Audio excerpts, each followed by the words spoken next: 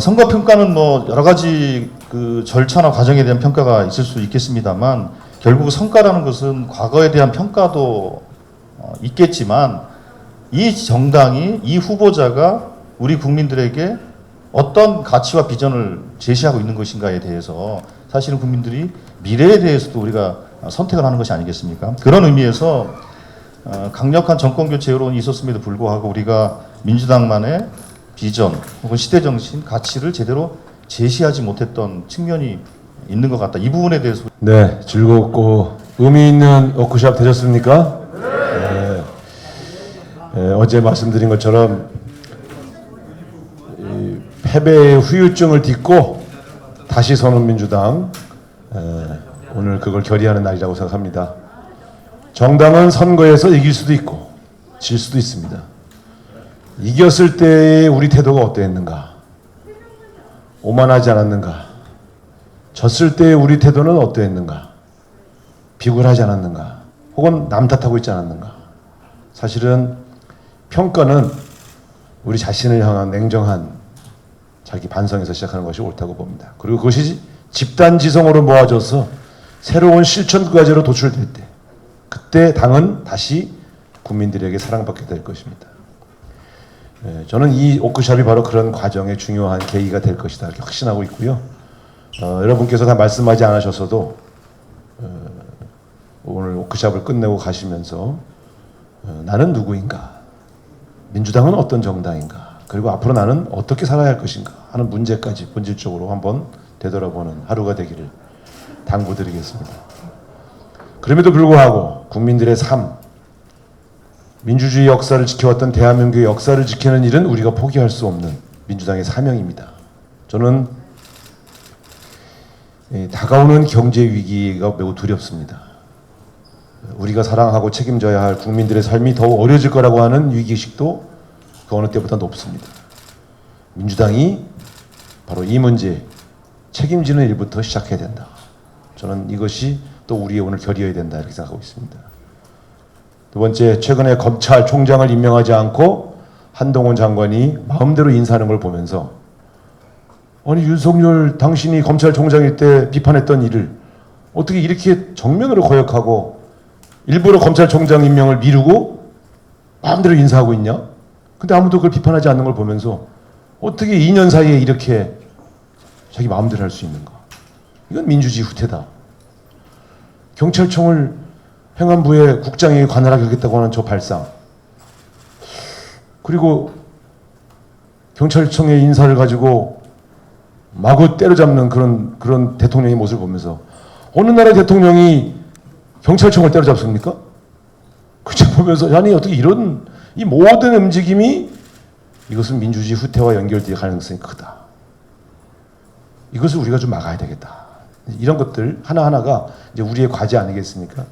우리가 우리 내부의 문제에 집중하고 있는 것은 필요하지만 그런 사이에 세상은 또 빠르게 후퇴할 수도 있고 국민의 삶은 더 피폐해질 수 있다 하는 그런 자성으로부터 우리 내일부터 다시 시작하자 이런 말씀을 드리면서 민주당에게 맡겨진 선거의 패배에서도 선거에 졌어도 국민들이 민주당에게 맡겨진 역할이 있다. 이렇게 우리가 스스로 판단하면서 다시 출발하자 이런 말씀 드리겠습니다. 어쨌든 어제 제가 성이 우시라 제가 주도하는 행사에 항상 비가 온다는 점을 사과드리면서 여러분들 어제 참 진지하고 그리고 아주 본인이 갖고 있는 소신을 여과 없이 얘기하면서 당의 재건을 위해서 토론하시는 모습이 매우 감동적이었습니다. 민주당은 역시 할 수 있습니다. 여러분 수고하셨습니다. 어제 사실은 의원님들 부임 토의 현장을 좀 순회하고 싶었는데 저도 우리 언론인들하고 정말 처음으로 그런 자리가 열려서 있었고 그래서 마저 좀 의원님들을 다 충분히 뵙고 좀 속내를 서로 나누고 싶었는데 그렇지 못한 아쉬움이 있긴 합니다. 하지만 향후 의정활동의 과정에서 또 특히 이후에 의총이나 그리고 또 다음에 있을 또 의원 워크숍에서 그런 장 충분히 만들겠다는 말씀을 좀 드리겠고요. 이틀간 진행된 우리 의원님들의 워크숍이 이제 결의문 채택만 남았습니다. 당의 성찰과 혁신 그리고 진로에 가감없는 의견을 주신 우리 의원님들께 진심으로 감사드립니다.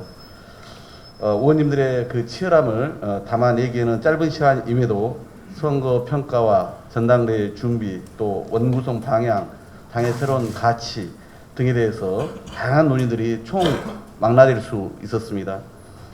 미처 다 하지 못한 말씀은 계속 의총을 통해서 채워가겠습니다. 어제 그 쏟아지는 장대비에 함께 비를 맞지 않는 유로는 따뜻하지 않다라는 우리 신용복 선생님의 글귀가 떠올랐습니다. 혼자 비켜서기보다 함께 뼈를 깎는 심정으로 혁신하고 쇄신해서 비바람을 이겨내고 새로운 민주당의 길을 내었으면 합니다. 어제 윤석열 대통령이 인사청문 경과보고서 재송부를 요청했고 내주 해외 순방 이후 임명 여부를 결정하겠다고 합니다. 불과 3일 전 국회 원구성을 기다리겠다 하더니 또다시 인사독주, 국회 무시를 예고한 셈입니다. 윤 대통령은 취임 한 달 만에 부정평가가 긍정평가를 앞서는 데드크로스를 겪고도 여전히 국민은 안중에 없나 봅니다. 만취 음주운전 전력의 박순애 후보자는 잘 알다시피 전국의 학생과 교직원들이 반대하고 있고 부동산 갭투자 및 편법 증여 의혹, 정치자금 사적 이용한 김승희 후보자는 드러난 혐의만으로도 이미 수사 대상입니다. 국민 심판이 끝난 후보들의 지명을 처리하고 후임자를 오히려 찾는 게 급선무인데 이러고 있습니다.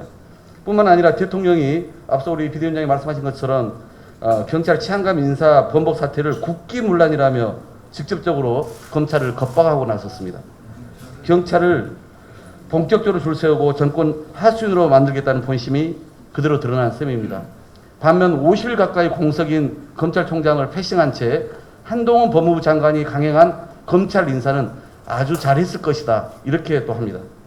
책임 장관의 인사권을 대폭 부여했다니 법무부 장관 인사에 강력히 반발했던 장본인이 바로 윤석열 대통령 자신이었으면서 이 무슨 회개한 논리인지 모르겠습니다.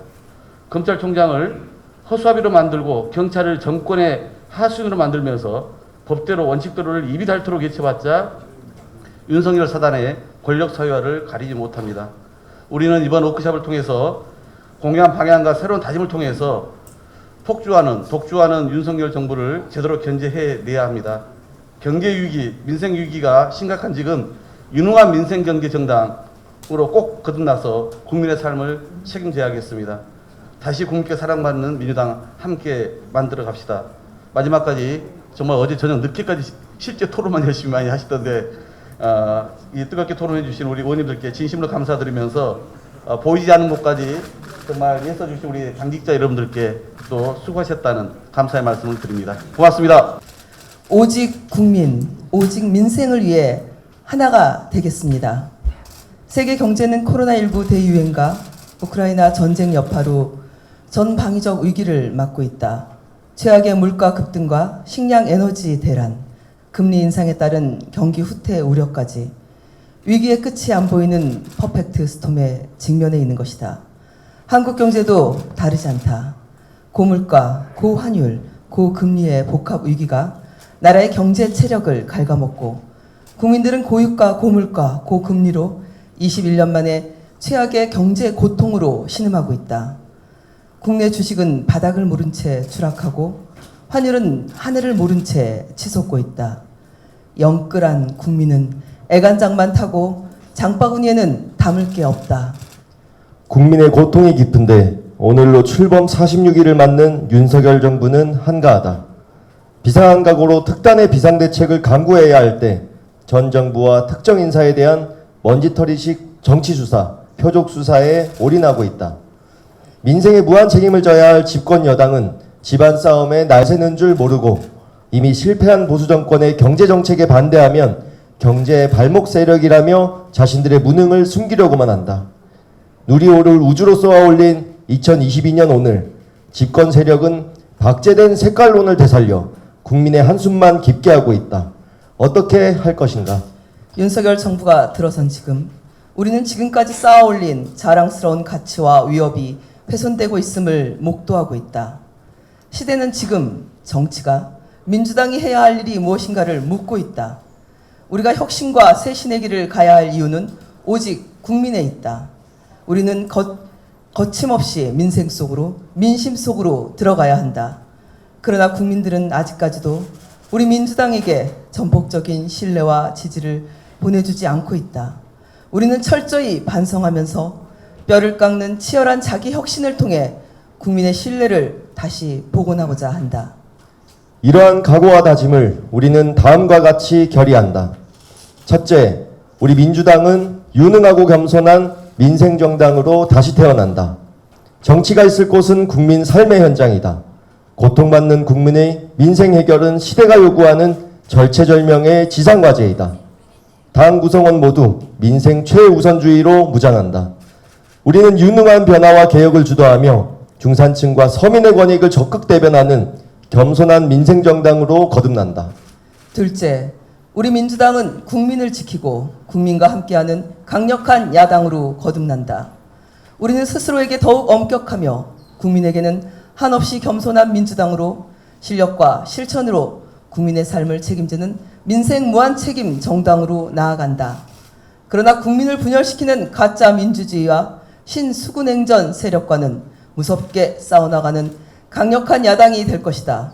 양극화 해소, 기후위기, 인구소멸, 젠더, 디지털 전환으로 미래 질서를 주도하고 패배를 혁신의 기회로 삼아 뜨겁게 단결해 대한민국 헌정사의 새로운 이정표로 남을 것이다.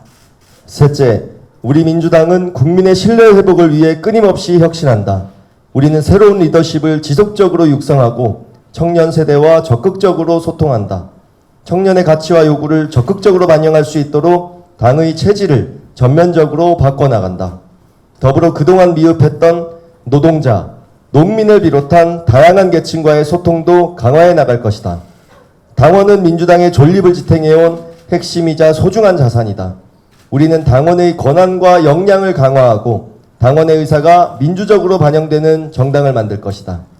오늘 우리는 국민의 요구에 부응하는 새로운 민주당으로 거듭나기 위해 더 뜨겁게, 더 치열하게 매진할 것임을 국민 앞에 결의한다. 2022년 6월 24일 더불어민주당 국회의원 일동. 큰 박수로 시작해주시기